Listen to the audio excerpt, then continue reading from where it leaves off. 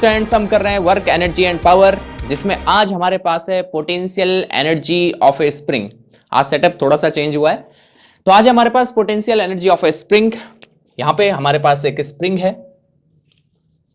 हमें फाइंड करनी है स्प्रिंग की पोटेंशियल एनर्जी। ये स्प्रिंग हमारे पास है और इस पे हमने एक मास अटैच किया, ऐसे एक ब्लॉक अटैच किया जिसका मास है m। ओके, अब देखिए क्या होगा। ये अब इसकी इक्विलिब्रियम पोजीशन है, इक्विलिब्रियम पोजीशन, और हम लेते हैं कि इसका डिस्प्लेसमेंट यहां पे है 0। डिस्प्लेसमेंट कितना है? 0। मैंने इस पे यहां फोर्स लगाया, जैसे ही मैं इस पे यहां फोर्स लगाऊंगा एक फोर्स स्प्रिंग पे इधर सेटअप हो जाएगा मेरे फोर्स के अपोजिट। आपने देखा होगा, आप इसको खींचो तो स्प्रिंग इधर खींचती है, तो ये जो फोर्स है स्प्रिंग का, इसको बोला स्प्रिंग फोर्स। क्या बोला? Spring force. ठीक है, मैंने यहां फोर्स लगाया, स्प्रिंग फोर्स इधर एक्ट करेगा, इसको अपनी ओरिजिनल पोजीशन में वो लेके आना चाहता है। ठीक है, मैंने इस पे यहां फोर्स लगाया, इस मास पे मैंने फोर्स इधर लगाया, मैं इसको यहां धक्का दे रहा हूं, तो ये स्प्रिंग मुझे यहां फोर्स देगी। भाई इस स्प्रिंग को कंप्रेस करो तो यहां फोर्स देगी, तो स्प्रिंग फोर्स अब यहां एक्ट करेगा। तो हम ये कह सकते हैं कि अगर डिस्प्लेसमेंट ऑब्जेक्ट का इधर हो रहा है तो स्प्रिंग फोर्स इधर लगेगा, डिस्प्लेसमेंट इधर हो रहा है तो स्प्रिंग फोर्स इधर लगेगा। स्प्रिंग फोर्स और डिस्प्लेसमेंट एक दूसरे के अपोजिट एक्ट करेंगे।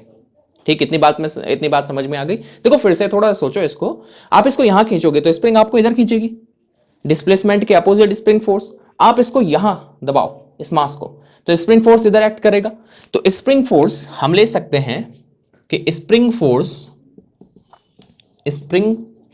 Fs से इसको डिनोट करेंगे, is directly proportional to displacement. जितना ज्यादा आप डिस्प्लेसमेंट कर दो उतना ज्यादा स्प्रिंग फोर्स एक्ट करेगा। आपने थोड़ा सा डिस्प्लेसमेंट दिया इसको, तो स्प्रिंग फोर्स इसके अपोजिट लगेगा। ठीक है, डिस्प्लेसमेंट के अपोजिट लगेगा, इस साइड लगेगा। यहां डिस्प्लेसमेंट दिया ना आपने, तो स्प्रिंग फोर्स यहां लगेगा, और यहां डिस्प्लेसमेंट दिया तो स्प्रिंग फोर्स इधर। और स्प्रिंग फोर्स डिपेंड करेगा आपने कितना डिस्प्लेसमेंट दिया। ज्यादा डिस्प्लेस करोगे बॉडी को तो ज्यादा स्प्रिंग फोर्स लगेगा। और हम इसको लिख सकते हैं, इसको ओपन करेंगे, so Fs is equal to proportionality constant आएगा, let it is K minus k. अभी माइनस क्या शो कर रहा है? माइनस शो कर रहा है कि स्प्रिंग फोर्स डिस्प्लेसमेंट के अपोजिट लग रहा है, जो मैंने पहले बता दिया। Negative sign shows that spring force always acts opposite to the displacement of object. ठीक है, यहां पे जो K आया, K is what? K is spring constant. K को हम कहते हैं स्प्रिंग कांस्टेंट। अगर हमारे पास स्टिफ स्प्रिंग है, hard spring, stiff spring, hard कठोर स्टिफ स्प्रिंग है, तो उसका K ज्यादा होगा। स्टिफ स्प्रिंग तो K लार्ज होगा। और अगर हमारे पास सॉफ्ट स्प्रिंग है तो उसका K स्मॉल होगा। Soft spring K small. तो अगर हमारे पास स्टिफ स्प्रिंग है, हार्ड स्प्रिंग, तो उसका K लार्ज होगा, और सॉफ्ट स्प्रिंग है तो उसका K स्मॉल होगा। सो ये रिलेशन है स्प्रिंग फोर्स और डिस्प्लेसमेंट में। हम क्या करना चाहते हैं? हम पोटेंशियल एनर्जी फाइंड करना चाहते हैं स्प्रिंग की। पोटेंशियल एनर्जी आएगी कहां से स्प्रिंग की? पहले ये समझते हैं। हमने इसमें यहां फोर्स लगाया और फोर्स लगा के रखा, थोड़ी देर बाद हमने अपना फोर्स हटाया, तो ये मास इधर के लिए भागेगा। हमने इसको यहां दबाया ना, ऐसे ये यहां चले गया, ये मास यहां चले गया। हमने अपना फोर्स हटाया तो ये इधर के लिए भागेगा। अब मैंने इसके सामने कोई बॉल रखी गई है, तो बॉल पे ये हिट करेगा, बॉल आगे जाएगी। बॉल पे वर्क किया गया है। अगर बॉल पे वर्क किया गया है मतलब इसके पास कोई एनर्जी है। कौन सी एनर्जी है? कॉन्फ़िगरेशन चेंज किया। ये मैंने पहले लेक्चर में भी बताया था, कॉन्फ़िगरेशन बदल दिया। पहले यहां थी, मैंने इसको यहां दबा दिया, ये मास यहां चले गया, ये मास यहां चले गया, ऐसे दब जाएगी ना। ये कॉन्फ़िगरेशन बदलने से जो एनर्जी इस पे आएगी वो कौन सी एनर्जी? Potential energy. तो इस पे पोटेंशियल एनर्जी आई कहां से? तो जो मैंने वर्क किया, जो वर्क किया गया इस मास को डिस्प्लेसमेंट देने में, जो वर्क किया गया इस मास को डिस्प्लेस करने में, वो वर्क किस में कन्वर्ट हो गया? This work is converted into potential energy of the spring. तो अगर हमें पोटेंशियल एनर्जी फाइंड करनी है तो हमें वर्क डन फाइंड करना पड़ेगा। ठीक, फिर से जो वर्क किया गया वो वर्क कहां स्टोर हो जाता है? As a potential energy of the spring. तो हमें वर्क डन फाइंड करना है। ठीक है, अब देखते हैं, ये समझ में आ गया। अब आगे बढ़ते हैं, पहले स्मॉल वर्क डन निकाल लेते हैं। Small work done by spring force ने स्मॉल वर्क कितना किया? Small work done by spring force DWS small work done by spring force it is equal to, अगर मैं यहां डिस्प्लेसमेंट दे रहा हूं, इसको इधर लेते हैं, डिस्प्लेसमेंट इधर दे रहा हूं, स्प्रिंग फोर्स इधर लगेगा, तो FS वर्क का formula, FS means spring force हो गया, तो into displacement, displacement suppose small displacement DX, small displacement दिया इस साइड DX, तो small work done by spring force it is equal to spring force into small displacement DX, cos angle between force and displacement, displacement मैं इधर दे रहा हूं, ध्यान देना ये वर्क डन क्या है, work done by spring force, spring force, मैं डिस्प्लेसमेंट इधर दे रहा हूं, स्प्रिंग फोर्स इधर लग रहा है, दोनों में एंगल 180, कॉस 180 -1, ठीक है, माइनस लगा लो यहां पे, कंफ्यूज मत होना, यहां पे माइनस लगाओगे तो DWS प्लस KX आ जाएगा, प्लस KX DX, ठीक है, ये आ जाएगा ना, देखो मैं इसको लिखता हूं, और DWS small work done by spring force it is equal to, यहां पे बच्चे कंफ्यूज होते हैं, देखो जो मैं बताने जा रहा हूं, FS इसका वैल्यू यहां रख दो, -KX DX, ठीक है। अब देखना बच्चे क्या कर देते हैं, सर FS तो ठीक है, ये है -KX DX cos 180, माइनस आएगा, -1 माइनस माइनस से, ये प्लस हो जाना चाहिए, नहीं ये माइनस ही रहेगा, वो इसलिए क्योंकि हम ऑलरेडी डायरेक्शन यहां पे बता चुके हैं, ये माइनस यहां पे क्या शो कर रहा है, negative sign shows that spring force is always opposite to displacement, तो यहां पे हम ऑलरेडी माइनस लगा चुके हैं, तो यहां पे cos 180 का -1 नहीं रखना है, या ये समझ लो ये cos 180 का -1 ही है, ठीक है, तो माइनस एक ही बार आएगा, समझ गए, ये cos 180 का -1 ही है, समझ लो मैं क्या बोल रहा हूं, तो small work done by spring force in giving a small displacement to this block is DWS which is equal to -KX DX, what is K, spring constant, X displacement, DX small displacement, ठीक है। हमें total work चाहिए कि भाई initial displacement XI से XF displacement देने तक कितना वर्क किया गया होगा, तो टोटल वर्क कितना हो जाएगा, इंटीग्रेट कर दो,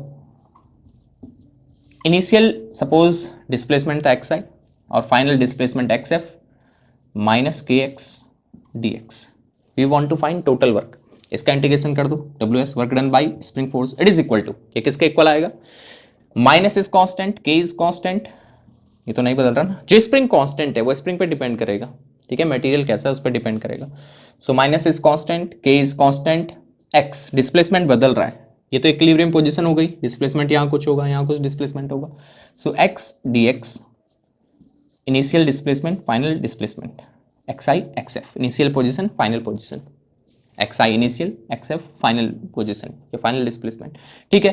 अब X का इंटीग्रेशन कर दो, X टू द पावर 1, तो X to the power n+1 upon n+1, तो ये कितना हो जाएगा, -K X² n+1 पावर 1 है ना, n+1 upon n+1 XI to XF, ठीक है, बाकी तो इंटीग्रेशन है, रख लो यहाँ पे, अपर लिमिट x के प्लेस पे XF, तो XF²/2 minus lower limit -XI²/2, minus minus plus हो जाएगा, तो ये क्या बन जाएगा, ये बन जाएगा हमारे पास, देखो ये आ जाएगा ना XF, ये -XI, मैं डायरेक्ट लिख रहा हूँ, ये हो जाएगा ना, x के प्लेस पे XF²/2 -XI²/2, ये प्लस हो जाएगा, तो ½ XI² -½ XF², this is work done by spring force in displacing the block from XI to XF, work done by spring force, ठीक है, ये बातें क्लियर हो गई। चलो अब इसको आगे बढ़ा, हमें तो पोटेंशियल एनर्जी फाइंड करनी है जी, जो वर्क डन किया वो कन्वर्ट हो जाता है पोटेंशियल एनर्जी में। अब हम जानते हैं change in potential energy it is equal to negative of work done by conservative force, लेकिन पहले देखना पड़ेगा क्या ये कंजर्वेटिव फोर्स है भी, क्या ये कंजर्वेटिव फोर्स है, स्प्रिंग फोर्स क्या कंजर्वेटिव फोर्स है, ठीक है, ये तो वर्क डन निकल गया बाय कंजर्वेटिव फोर्स, लेकिन क्या ये कंजर्वेटिव फोर्स है, ये देखना पड़ेगा, ठीक है। देखो ये XI XF पे डिपेंड कर रहा है, हाफ तो हाफ है, K is constant, spring constant, XI XF क्या है, इनिशियल पॉइंट और फाइनल पॉइंट, तो ये जो work done by this force, work done by spring force depends on initial point and final point, पहली बात। दूसरी बात, सपोज इसको हमने डिस्प्लेसमेंट दिया इस मास को, और ये वापस अपनी ओरिजिनल पोजीशन में आ गया, ओरिजिनल पोजीशन में लाने में हमें कितना वर्क करना पड़ेगा, work done for a closed path, closed path के लिए फाइनल वाले को इनिशियल बना लो, हमें वर्क डन देखना है for a closed path, closed path समझ रहे हैं, इससे पहले बताया था, क्लोज्ड पाथ के लिए वर्क डन देखना है। तो फाइनल वाले को इनिशियल बना लो, half k x i square minus half k x i square, final वाले को इनिशियल बना लिया। क्लोज्ड पाथ के लिए इनिशियल और फाइनल पॉइंट सेम होंगे क्लोज्ड पाथ के लिए, तो इसको हमने एक्स आई बना दिया। तो half k x i square minus half k x i square क्या मिलेगा, work done by spring force 0।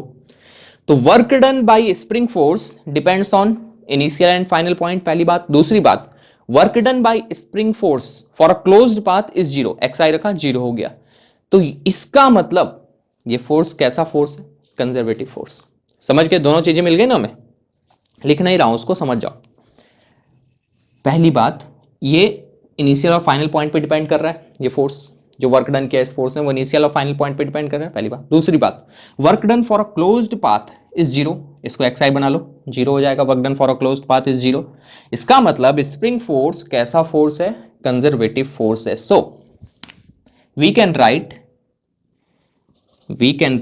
change in potential energy del u, change in potential energy of the spring is equal to negative of work done by conservative force, means negative of work done by spring force. Change in potential energy is equal to negative of work done by spring force, इसको यहां रख लो। और change in potential energy is equal to, इसका minus कर लो, negative, ये minus हो जाएगा, ये प्लस हो जाएगा, half k x f square minus half k x i square, this is change in potential energy, ये तो पढ़ा है ना हमने। Change in potential energy is equal to negative of work done by conservative force, अभी मैंने बताया conservative force है, so we can write change in potential energy is equal to negative of work done by spring force, del u is equal to, इसका minus कर लो, ये हो जाएगा half k x f square minus half k x i square. ठीक है। अब हमारे पास choice होती है कि हम पोटेंशियल एनर्जी 0 ले सकते हैं, कहीं पे हमारे पास ये चॉइस होती है कि किसी पॉइंट पे हम पोटेंशियल एनर्जी 0 ले सकते हैं। ठीक है, डेल यू को क्या लिख सकते हैं, U F minus U I del U, change in potential energy.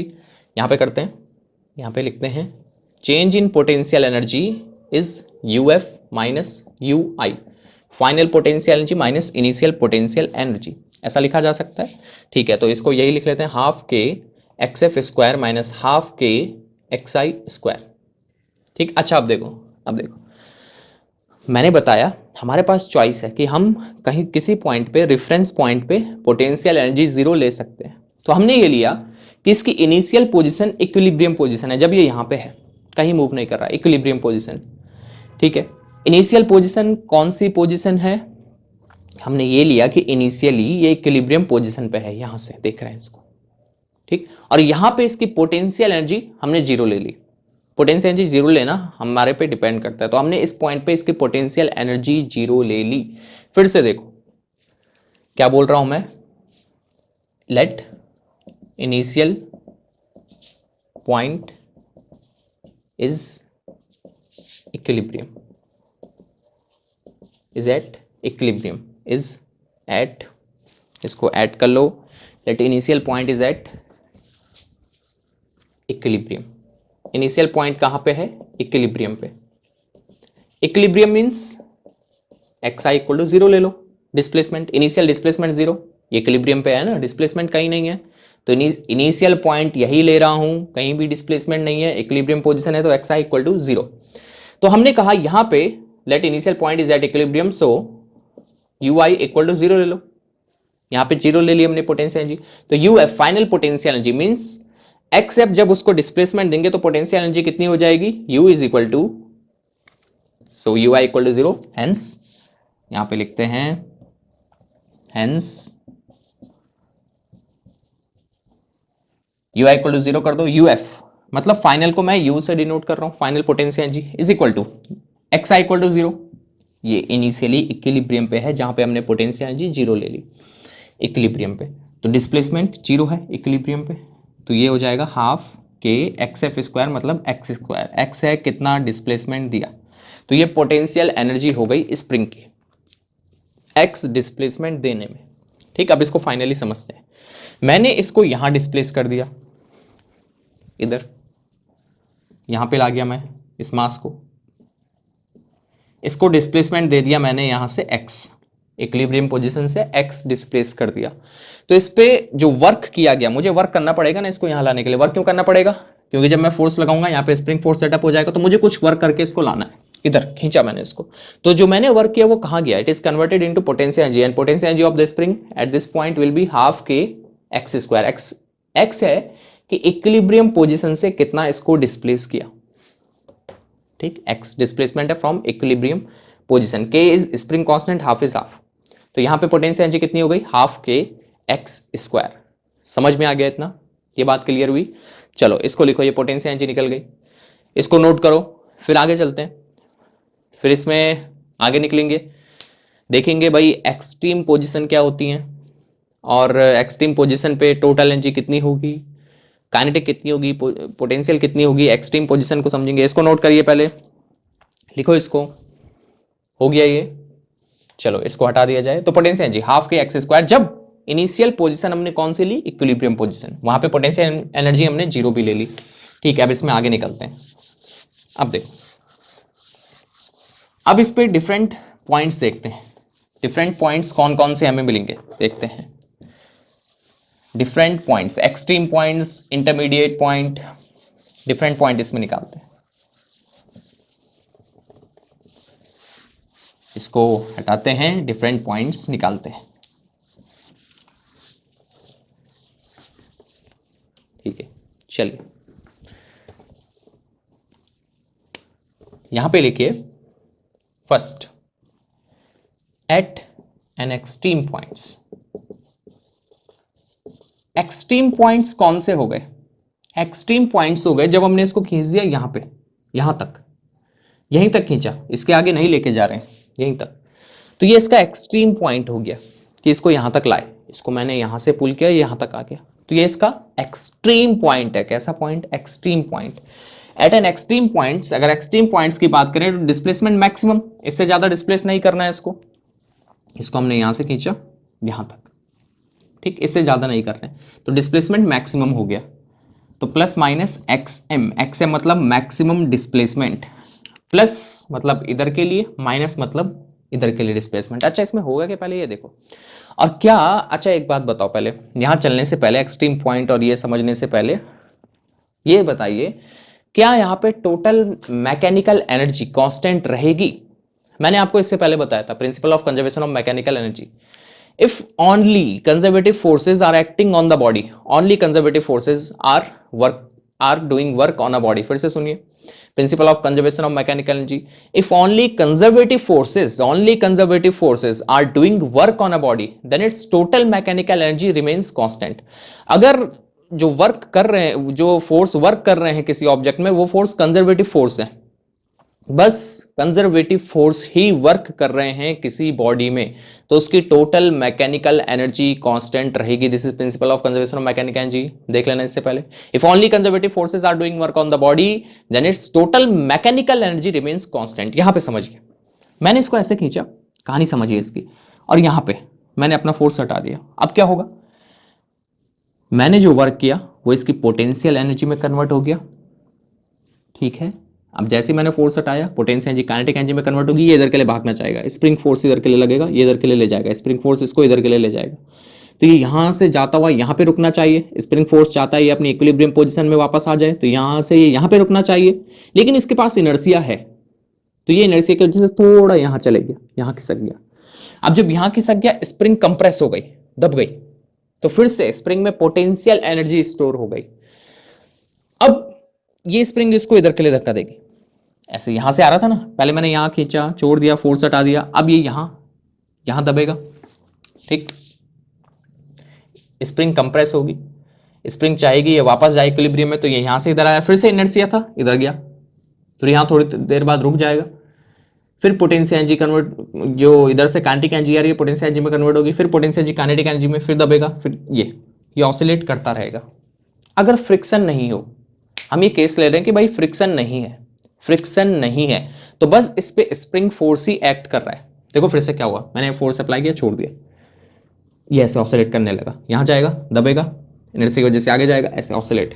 तो अगर स्प्रिंग जो हम देखें इसमें, तो बस स्प्रिंग फोर्स ही एक्ट कर रहा है, हम ले रहे हैं कि यहाँ पे फ्रिक्शन फोर्स नहीं है, हम ये लेके चलते हैं कि फ्रिक्शन फोर्स एक्ट नहीं कर रहा है, तो बस कौन सा फोर्स एक्ट कर रहा है यहाँ पे, ओनली स्प्रिंग फोर्स।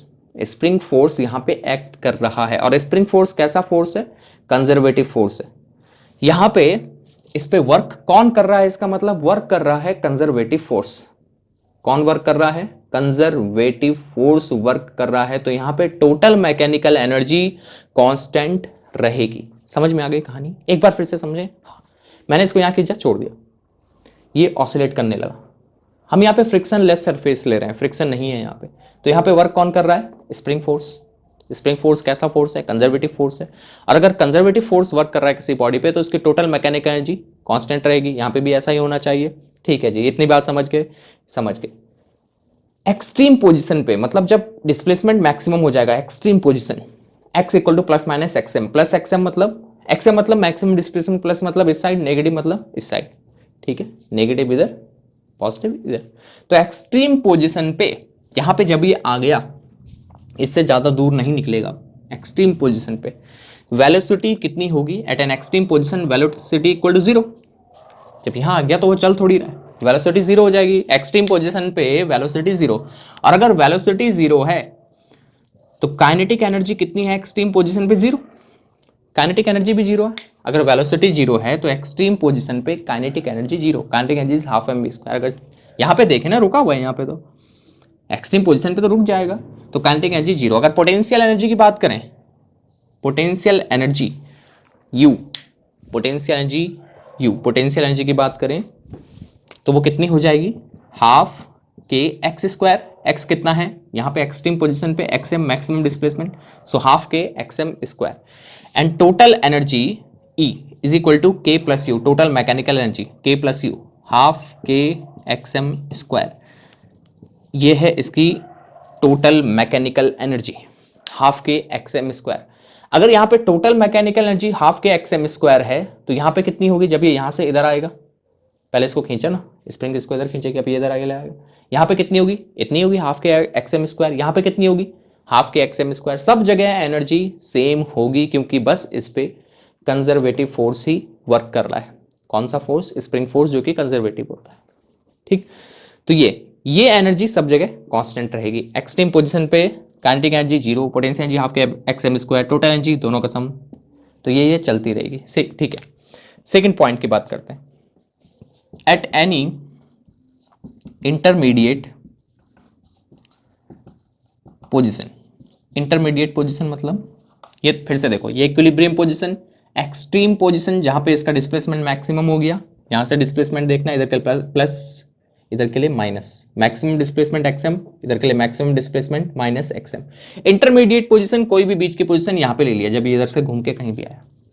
ठीक, इंटरमीडिएट पोजीशन पे टोटल एनर्जी कितनी रहेगी? हाफ, वो तो सेम रहेगी, हाफ के एक्सएम स्क्वायर। और टोटल एनर्जी किसके इक्वल होगी? Kinetic energy plus potential energy. Kinetic energy कितनी?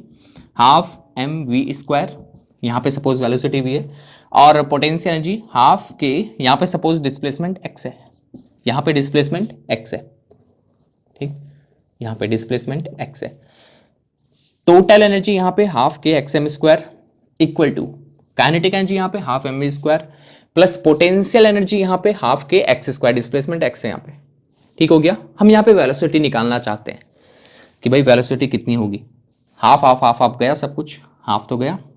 ठीक, we want to find v, इसको इधर ला जाओ, तो ये हो जाएगा k x m square minus k x square equal to m we square. We want to find velocity v, इस m को नीचे लेके आ जाओ। So velocity is equal to under root k common ले लिया, k by m x m square minus x square, यही तो आएगा। ये नीचे आ गया, के कॉमन ले लिया, k by m x m square minus x square. So v is equal to इसका under root k by m x m square minus x square. अब यहां से वेलोसिटी निकाल सकते हो आप। अगर एक्सट्रीम पोजीशन की बात करें, एक्सट्रीम पॉइंट की बात करें, एक्सट्रीम पॉइंट की बात करें तो वहां पे वेलोसिटी कितनी होगी? पहली बात तो देखने से पता लग रहा है एक्सट्रीम पोजीशन पे वेलोसिटी 0। यहां से क्या वही आता है फॉर्मूले से, एक्सट्रीम पोजीशन पे डिस्प्लेसमेंट x कितना हो जाएगा? एक्सएम, इसको एक्सएम लिख लो, x m square minus x m square 0, velocity 0। ठीक है, यहां से वेलोसिटी निकल गई। थर्ड, एट इक्विलिब्रियम, अगर इक्विलिब्रियम की बात करें तो इक्विलिब्रियम में डिस्प्लेसमेंट कितना? 0। इक्विलिब्रियम मतलब ये वाली पोजीशन, डिस्प्लेसमेंट 0 है यहाँ पे।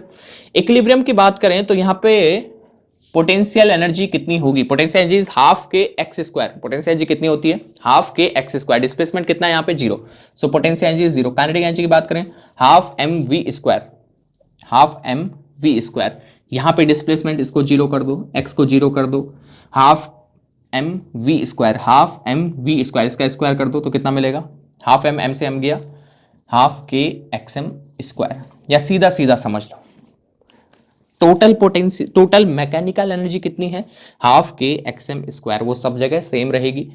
इक्विलिब्रियम पोजीशन पे जब ये पहुंचेगा तो potential energy is half k x square, वो तो 0 हो जाएगी क्योंकि डिस्प्लेसमेंट 0 हो गया, मतलब टोटल एनर्जी यहाँ पे कौन सी रहेगी, काइनेटिक एनर्जी, तो half k x m square will be equal to kinetic energy half k x m square. नहीं आया समझ में आ गया इतना। अब फिर से इसकी कहानी रिपीट करते हैं। मैं इसको यहां से यहां ले गया, जो मैंने वर्क किया it is converted into potential energy. कितनी पोटेंशियल एनर्जी यहाँ पे, हाफ के एक्सएम स्क्वायर, जब फोर्स हटाए तो ये पोटेंशियल एनर्जी किसमें कन्वर्ट हो रही है, काइनेटिक एनर्जी। ये अब इधर आ रहा है, ये स्प्रिंग ऐसे खींची ना, स्प्रिंग इसको आप मैंने हटाया फोर्स, स्प्रिंग इसको इधर खींचने लगी, यहाँ, तो जब यहां से इधर आ रहा है पोटेंशियल एनर्जी कम हो रही है, काइनेटिक एनर्जी बढ़ रही है। यहां से इधर आने में, एक्सट्रीम से इक्विलिब्रियम में आने में पोटेंशियल एनर्जी कम हो रही है, काइनेटिक एनर्जी बढ़ रही है। जब ये चलते इक्विलिब्रियम पे आ जाएगा, जब ये इक्विलिब्रियम पे आ जाएगा तो potential energy 0, kinetic energy maximum, फिर ये यहां से इधर के लिए दबेगा, फिर काइनेटिक एनर्जी कम होती जाएगी, पोटेंशियल एनर्जी इंक्रीज होती जाएगी किसी भी पोजीशन में, इस वेलोसिटी से वो चल रहा होगा। फिर जब वो यहां दब जाएगा एक्सट्रीम पोजीशन पे, तो kinetic energy 0, potential energy maximum, फिर यहां से इधर के लिए जाएगा, फिर पोटेंशियल एनर्जी कम होगी, काइनेटिक एनर्जी बढ़ेगी। अगर इसका ग्राफ बनाए एनर्जी वर्सेस डिस्प्लेसमेंट, तो वो ग्राफ कैसे, इसको नोट कर लिया, इसको भी नोट कर लेना। अगर एनर्जी वर्सेस डिस्प्लेसमेंट ग्राफ बनाए तो वो कैसे आएगा, एनर्जी वर्सेस डिस्प्लेसमेंट अगर हम कर्व बना दें तो वो कैसे आने वाला है, देखो एनर्जी वर्सेस डिस्प्लेसमेंट कर्व,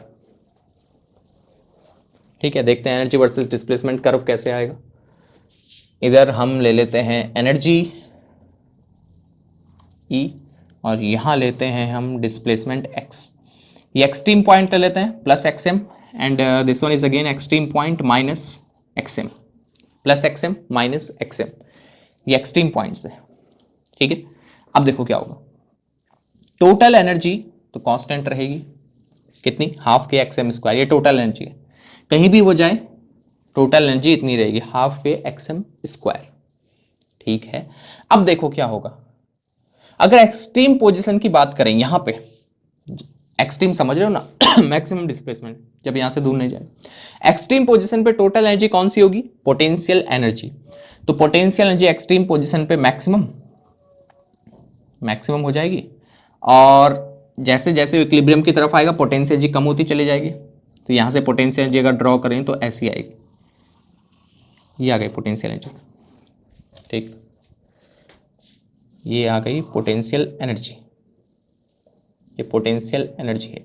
अगर काइनेटिक एनर्जी की बात करें तो एक्सट्रीम पोजीशन पे जब यहाँ पे काइनेटिक एनर्जी 0, यहाँ पे फिर काइनेटिक एनर्जी बढ़ेगी, जब स्प्रिंग इसको इधर खींचेगी, काइनेटिक एनर्जी इक्विलिब्रियम पे मैक्सिमम, फिर काइनेटिक एनर्जी कम होती चली जाएगी। तो काइनेटिक एनर्जी का कर्व ड्रॉ करें, ये काइनेटिक एनर्जी है डॉटेड लाइन से, ये काइनेटिक एनर्जी है, काइनेटिक एनर्जी एक्सट्रीम पे 0, फिर काइनेटिक एनर्जी इंक्रीज, इक्विलिब्रियम पे मैक्सिमम, फिर कम, इन दोनों का सम u प्लस के, इन दोनों का सम हमेशा इसके इक्वल होगा, हाफ के एक्सएम स्क्वायर। अगर फ्रिक्शन नहीं है तो, अगर फ्रिक्शन होगा तो कुछ एनर्जी एज हीट डिसिपेट हो जाएगी, ठीक है, समझ रहे ना, फ्रिक्शन होगा तब वो वाला केस नहीं, फ्रिक्शन लेस सरफेस है, तो टोटल एनर्जी हमेशा, इन दोनों का सम हमेशा हाफ के एक्सएम स्क्वायर ही रहेगा, ठीक है, हाफ के एक्सएम स्क्वायर, ये सम यही चलता रहेगा, हाफ के एक्सएम स्क्वायर। समझ गए क्या हुआ, ये देखिए, ये kinetic energy increase, maximum decrease, potential energy कम फिर ज्यादा, ठीक है। एक्सट्रीम पे सारी एनर्जी पोटेंशियल एनर्जी होगी, काइनेटिक एनर्जी 0 होगी एक्सट्रीम पे, इक्विलिब्रियम पे टोटल एनर्जी काइनेटिक एनर्जी होगी, पोटेंशियल एनर्जी 0 होगी। ये बातें क्लियर हुई, ठीक है। एक दो क्वेश्चंस कर लें इसमें, क्वेश्चन करते हैं, देखो आप 2 क्वेश्चन कर लेते हैं इसमें, अच्छे बात, 2 क्वेश्चन एनसीईआरटी का है, एक क्वेश्चन उसको करते हैं पहले। देखिए हमें चाहिए कार सेफ हो,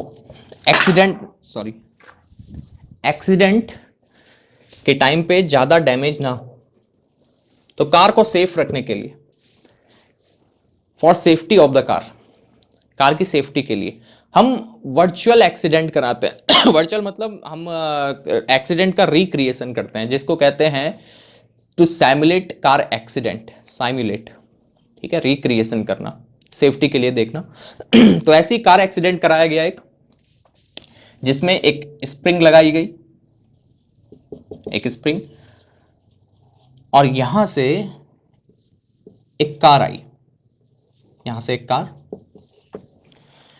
कार है 1000 kg की, और ये चल रही है with speed of 18 kilometre per hour. 18 kilometre per hour की इसकी स्पीड है। एक स्प्रिंग है जिसका स्प्रिंग कांस्टेंट है 6.25 इंटू 10⁻³ न्यूटन पर मीटर। ये स्प्रिंग कांस्टेंट का एसआई यूनिट है, न्यूटन पर मीटर, ठीक है। स्प्रिंग कांस्टेंट की कहां से आई, ये था ना F equal to -kx, minus तो शो कर रहा है कि force is opposite to displacement, spring force, तो K equal to F upon x, F is newton, x is metre, newton पर मीटर, स्प्रिंग कांस्टेंट की यूनिट, ठीक है। फिर से देखो, हमें कार को सेफ बनाना है, जिसके लिए हम एक्सीडेंट का रिक्रिएशन करते हैं, ठीक है, लैब में। तो एक कार जिसका मास है 1000 kg, ये चल रही है 18 किलोमीटर पर आवर स्पीड से, इसका कोलिजन कराया गया एक स्प्रिंग के साथ जिसका स्प्रिंग कांस्टेंट है 6.25 इंटू 10⁻³ न्यूटन मीटर। आपसे पूछा गया कि भाई ये स्प्रिंग कितना कंप्रेस होगी, कितना दबेगी जब ये कार इससे कोलिजन करेगी, ठीक, कितना मैक्सिमम कितना कंप्रेस हो सकती है। चलिए हमने कहा निकालते हैं भाई मैक्सिमम कितना कंप्रेस होती है। हमने कहा जब ये कार इस पे कोलिजन की, ये कार आ गई, ये कार जब इससे कोलिजन की तो ये यहां अंदर दब गई, एक्सएम इसका डिस्प्लेसमेंट हो गया। स्प्रिंग कितना अंदर दब गई, ये दब के ऐसे हो गई ना, अब ऐसे, ये एक्सएम दब गई, हमें एक्सएम फाइंड करना है, ठीक, स्प्रिंग ने कितना डिस्प्लेसमेंट किया वो फाइंड करना है। चलिए करते हैं। अगर ये स्प्रिंग ऐसे दब गई तो इस स्प्रिंग पे कॉन्फ़िगरेशन बदल गया इसका, तो कौन सी एनर्जी आ गई इस पे, पोटेंशियल एनर्जी। और कितनी पोटेंशियल एनर्जी इस पे स्टोर हो गई, हाफ के एक्सएम स्क्वायर, इतनी पोटेंशियल एनर्जी इस पे स्टोर हो गई। जब ये ऐसे दबेगी ना तो कितनी पोटेंशियल एनर्जी स्टोर हो गई, हाफ के एक्सएम स्क्वायर, ठीक है। ये पोटेंशियल एनर्जी इसको मिली कहां से, कार ने इस पे वर्क किया।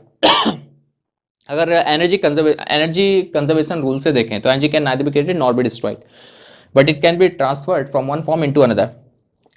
स्प्रिंग पे पोटेंशियल एनर्जी आई हाफ के एक्सएम स्क्वायर, कहां से आई, कार ने इस पे वर्क किया। कार पे कौन सी एनर्जी थी जो पोटेंशियल एनर्जी बना गई स्प्रिंग की, कार पे एनर्जी थी काइनेटिक एनर्जी। अब फिर से देखो हुआ क्या, कार की काइनेटिक एनर्जी कन्वर्ट हो गई स्प्रिंग की पोटेंशियल एनर्जी में। तो स्प्रिंग पे कितनी पोटेंशियल एनर्जी सेटअप हो गई, हाफ के एक्सएम स्क्वायर। ये कहां से मिली, जो कार की काइनेटिक एनर्जी थी, कार की काइनेटिक एनर्जी कितनी रही होगी, हाफ एम वी स्क्वायर, ठीक है। हमें क्या फाइंड करना है, x m displacement in the spring, half से हाफ किया, so x m square is equal to m we square upon k, ठीक है। निकाल लेते हैं, x m square is equal to m, mass of the car is 1000 10⁻³ ले लेते हैं, इंटू वी स्क्वायर। अब ये किलोमीटर पर आवर में, हमें मीटर पर सेकंड में करना है क्योंकि ये भी मीटर में, ऐसा यूनिट में करना ठीक रहता है। तो मल्टीप्लाई बाई 5/18, 18 से 18 गया, देखो किलोमीटर पर आवर को मीटर पर सेकंड में कन्वर्ट करने के लिए मल्टीप्लाई बाई 5/18, पहले भी बताया था। 18 से 18 गया तो ये हो गया 1 मीटर पर सेकंड, वेलोसिटी कितनी हो गई 1 मीटर पर सेकंड। तो 1 क्यों हुई, 5 हो गई ना। देखो किलोमीटर पर आवर को मीटर पर सेकंड में कन्वर्ट करने के लिए मल्टीप्लाई बाई 5/18, तो 18 से 18 गया, यहाँ पे मिला 5 मीटर पर सेकंड, ये कार की स्पीड हो गई। तो mass of the car 10⁻³, speed of the car 5525 upon k spring constant 6.25 into 10⁻³ 10⁻³ से 10⁻³ गया, x m square is equal to 25 upon 6.25, ये आएगा हमारे पास 4, so x m is equal to 2 metre. तो ये स्प्रिंग कितना कंप्रेस हुई, 2 मीटर, 2 मीटर कंप्रेस हो गई स्प्रिंग। समझे क्या हुआ, एक बार फिर से, कार आई, स्प्रिंग कंप्रेस होगी, अगर कंप्रेस हो गई तो कौन सी, देखो कॉन्फ़िगरेशन बदल गया स्प्रिंग का, तो कौन सी पोटेंशियल एनर्जी इसमें आ गई, पोटेंशियल एनर्जी इसमें आ गई, पोटेंशियल एनर्जी आ गई स्प्रिंग में। कितनी पोटेंशियल एनर्जी आ गई इसमें, हाफ के एक्सएम स्क्वायर। कहां से मिली इसको पोटेंशियल एनर्जी थी, इतनी पोटेंशियल एनर्जी कहां से मिली, जो कार की काइनेटिक एनर्जी है वो कन्वर्ट हो गई पोटेंशियल एनर्जी में, स्प्रिंग की पोटेंशियल एनर्जी में। कार पे कितनी काइनेटिक एनर्जी रही होगी, हाफ एम वी स्क्वायर, तो एक्सएम स्क्वायर इक्वल टू ये। कार ऐसे आने के बाद रुक गई ना, रुक गई कार, ठीक। तो कार की काइनेटिक एनर्जी ने दे दी इसको पोटेंशियल एनर्जी, तो एक्सएम आ गया 2 मीटर, 2 मीटर तक दबेगी ये स्प्रिंग। इतना भी समझ में आ गया। चलो अब नेक्स्ट क्वेश्चन, एक और क्वेश्चन करते हैं इसमें। ऐसे आपको एनर्जी कन्वर्जन देखना है भाई, एनर्जी किस में कन्वर्ट हो रही है, कहां से आ रही है, ठीक। अब देखो एक और करता हूं। हमारे पास ऐसा कुछ सेटअप है, एक ये स्प्रिंग लगा दी हमने और नीचे इसको फिक्स कर दिया, ऐसा कुछ सेटअप है। ऊपर से हम बॉल गिराते हैं जिसका मास m है, h हाइट से, यहां से h हाइट से ऐसे बॉल गिराते हैं इसके ऊपर और हम देखते हैं ये बॉल इस स्प्रिंग को, ये बॉल इस स्प्रिंग को x नीचे दबा देती है, x नीचे दबा देती है, ठीक है। आपसे पूछा गया find spring constant of the spring, के फाइंड करो स्प्रिंग कांस्टेंट। कैसे करें, समझ में आया क्वेश्चन क्या है। ऐसे कुछ सेटअप बनाया, ऊपर से बॉल गिराई, इस बॉल ने इसको x नीचे दबा दिया, बोला गया स्प्रिंग कांस्टेंट फाइंड करो स्प्रिंग का। कैसे किया जाए इसका स्प्रिंग कांस्टेंट फाइंड, चलिए करते हैं। कैसे करें, देखो देखो भाई देखो, ये स्प्रिंग जब नीचे दब गई तो इस स्प्रिंग पे कौन सी एनर्जी आ गई, कॉन्फ़िगरेशन बदल गया, इस पे आ गई पोटेंशियल एनर्जी। और कितनी पोटेंशियल एनर्जी इस पे आ गई होगी, हाफ के डिस्प्लेसमेंट स्क्वायर, एक्स डिस्प्लेसमेंट किया ना, तो हाफ के एक्स स्क्वायर, इतनी पोटेंशियल एनर्जी इस पे आ गई। कहां से मिली इसको पोटेंशियल एनर्जी, इसको पोटेंशियल एनर्जी कहां से मिली, यही समझना है। इसको पोटेंशियल एनर्जी मिली इस बॉल की ग्रेविटेशनल पोटेंशियल एनर्जी से, ठीक। जब ये बॉल यहां से इस पे गिरी, इसने इसको नीचे दबा दिया x, तो इस पे कितनी ग्रेविटेशनल पोटेंशियल एनर्जी रही होगी, स्प्रिंग पे कितनी सेटअप हो जाएगी, हाफ के एक्स स्क्वायर। तो हाफ के एक्स स्क्वायर इसको मिली इस बॉल की ग्रेविटेशनल पोटेंशियल एनर्जी के एनर्जी से, जो कितनी रही होगी यहाँ पे mgh, हाइट कितनी है, यहां से तो h है लेकिन इसको x नीचे इसने दबाया, तो अब यहां से और यहां तक की, पहले यहां थी यहां गई कितनी ग्रेविटेशनल पोटेंशियल एनर्जी इस पे mgh प्लस x, हाइट तो इतनी है ना, हाइट तो यहां से ये बॉल नीचे आ गई ना, यहां पे आ गई बॉल, यहां पे रुक गई है, तो h प्लस एक्स, तो mg h होता है mgh plus x। We want to find k, so k is equal to, ये ऊपर ले जाओ, 2mgh plus x upon x square, ठीक। ये आ गई स्प्रिंग कांस्टेंट, बस हो गया, यही फाइंड करना था, सिंपल था। तो यही है इंपॉर्टेंट कि एनर्जी कन्वर्जन आपको देखना। एक बार फिर से, इस बॉल ने इस स्प्रिंग को दबा दिया, कितनी पोटेंशियल एनर्जी इस पे आ गई होगी, इस पे आ जाएगी हाफ के एक्स स्क्वायर। कहां से मिली, तो यहां पे आ गई, ये बॉल रुक गई, तो इस पे यहां कितनी ग्रेविटेशनल पोटेंशियल एनर्जी रही होगी, mgh, h कितना है mgh प्लस x, वो ग्रेविटेशनल पोटेंशियल एनर्जी कन्वर्ट हो गई इस स्प्रिंग के पोटेंशियल एनर्जी में, ठीक, स्प्रिंग के पोटेंशियल एनर्जी में। तो ये किया, ये आ गया हमारे पास spring constant 2mgh plus x upon x square. समझ में आया, क्लियर हो गई बातें। अब आगे बढ़ते हैं, अब नेक्स्ट टॉपिक। अब जो मैं बताने जा रहा हूं वो बहुत बड़ा रिवॉल्यूशन लेके आया फिजिक्स में, बहुत बड़ा रिवॉल्यूशन। अब लिखिए, एनर्जी मास इक्विवेलेंस, कुछ ज्यादा नहीं है इसके अंदर, थ्योरी है बस, एक फॉर्मूला आएगा, एनर्जी मास इक्विवेलेंस। तो बहुत बड़ा रिवॉल्यूशन फिजिक्स में आया 1905 में, जब एल्बर्ट आइंस्टीन ने यह बताया कि मास को एनर्जी में कन्वर्ट किया जा सकता है और एनर्जी को मास में कन्वर्ट किया जा सकता है। उन्होंने कहा भाई मास कोई अलग चीज नहीं है, वो एनर्जी का ही दूसरा फॉर्म है, वो एनर्जी का ही दूसरा फॉर्म है। एनर्जी जो मास है वो एनर्जी का ही एक फॉर्म है। उन्होंने एक इक्वेशन दी कि energy is equal to mc square, this is the relation between mass and energy. ये तो सुना होगा आपने, E equal to mc square. ये क्या बता रहा है, देखते हैं। ये बता रहा है कि अगर m मास डिसअपीयर होगा, m मास खत्म होगा, m मास, तो उससे कितनी एनर्जी निकलेगी, m c square, where c is speed of light in vacuum which is equal to 3 into 10⁸ metre पर सेकेंड। अगर एम मास डिसअपियर होगा तो कितनी एनर्जी बनेगी, एम सी स्क्वायर। अगर ई एनर्जी डिसअपियर होगी तो कितना मास बनेगा, एम, जो कि ई अपॉन सी स्क्वायर के इक्वल होगा। This is the relation between energy and mass. सीधा सीधा समझे तो एनर्जी को मास बनाया जा सकता है, मास को एनर्जी। कुछ एग्जांपल ले लेते हैं इनके, कन्वर्जन के कुछ एग्जांपल ले लेते हैं। अगर सन और स्टार की बात करें तो वहां पे क्या होता है, वहां पे मास एनर्जी में कन्वर्ट होता है। सन में और स्टार में मास एनर्जी में कन्वर्ट होता है। तो सर एनर्जी से मास कन्वर्जन बताइए, बहुत सारे एग्जांपल है। ये तो मैंने देखिए, सन में क्या हो रहा है, मास एनर्जी में कन्वर्ट हो रहा है। एनर्जी मास में कहां कन्वर्ट होती है, इसका एग्जांपल बताइए सर। बता रहा हूं। एनर्जी मास में कन्वर्जन अगर आपको देखना है, जैसे बैलेंस होता है, तराजू होता है, इलेक्ट्रॉनिक बैलेंस ले लो, कोई भी ले लो, ऊपर से कोई चीज फेंको। जैसे आप मार्केट गए, आपने कहा मुझे 1 किलो चीनी दे दो, तो वो ऊपर से फेंकता है, ऐसे ऊपर से रखता है। तो पहले वो 1.8 बताता है, फिर 1.7, 1.6, 1.5, फिर वो 1 पे आता है। देखा ऐसे ऊपर से फेंको तो बैलेंस नीचे जाता है ना, तराजू नीचे जाता है। या सिंपल आप ऐसे फेंको, इलेक्ट्रॉनिक बैलेंस में रखो, तो पहले 1.5 फिर वो 1 पे आता है। कहां से वो मास बढ़ा, मास क्यों बढ़ गया, तो जो आपने काइनेटिक एनर्जी दी, काइनेटिक एनर्जी वो किस में कन्वर्ट हो गई, मास में। यह है एनर्जी का मास में कन्वर्ट होना। किसी ऑब्जेक्ट को आप फेंको, उसको एनर्जी दो, तो उसका मास इंक्रीज हो जाता है। यह है एनर्जी इनटू मास कन्वर्जन। समझ गए क्या हुआ यहां पे। और भी बहुत सारे एग्जांपल हमारे पास हो सकते हैं। एक और मास इंटू एनर्जी का आप ले लें, mass into energy. Mass into energy, एक तो सन में, स्टार में मास एनर्जी में कन्वर्जन हो रहा है। एटम बॉम्ब में ले लें, एटम बॉम्ब में मास एनर्जी में कन्वर्ट होता है, एटम बॉम्ब्स में मास एनर्जी में कन्वर्ट होता है। इसके अलावा अगर एक प्रोसेस हम बात करें, एनिहिलेशन ऑफ मैटर, जहां पे पॉजिट्रॉन जो कि इलेक्ट्रॉन का एंटी पार्टिकल है, पॉजिट्रॉन और इलेक्ट्रॉन जब एक दूसरे के सामने आते हैं, वो एक दूसरे को डिस्ट्रॉय कर लेते हैं, तो यहाँ पे मास एनर्जी में कन्वर्ट होता है। एक मैंने वीडियो बनाया था 12th के लिए, एनिहिलेशन ऑफ मैटर, उसमें देख लेना। तो ओवरऑल हम यहाँ से ये समझते हैं 1905 में जो रिवॉल्यूशन आया आइंस्टीन की वजह से, उन्होंने इस वजह से रिवॉल्यूशन आया, उन्होंने क्या बताया कि मास से एनर्जी बनाई जा सकती है और एनर्जी से मास बनाया जा सकता है। बहुत बड़ी बात थी। और उन्होंने कहा मास कोई अलग चीज नहीं है, it is nothing, it is just another form of energy. और रिलेशन बताया इक्वल टू mc²।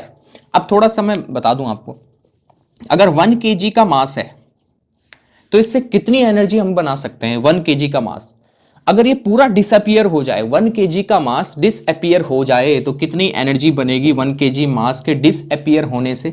इसको 1 रख दो, c इज 3 × 10⁸, स्क्वायर कर दो, इसका स्क्वायर 9 × 10⁻16, ये 1 कर दो तो 9 × 10⁻16 जूल। बहुत ज़्यादा एनर्जी होती है, बहुत ज़्यादा एनर्जी होती है। सॉरी 16 है ये, 9 × 10⁻16 जूल। फिर से ये 1 रख दिया, c इज 3 × 10⁸, 339, 10⁸ × 10⁸, 10⁻16। तो 1 kg के मास डिसअपियर होने से इतनी ज़्यादा एनर्जी बनेगी, बहुत ज़्यादा एनर्जी है, 9 × 10⁻16 जूल। तो समझ गए मास एनर्जी इक्विवेलेंस क्या है। मास को एनर्जी बनाया जा सकता है और एनर्जी को मास। क्या रिलेशन है, इक्वल टू mc²। तो आज के लिए इनफ है, इसमें इतना ही। Thank you.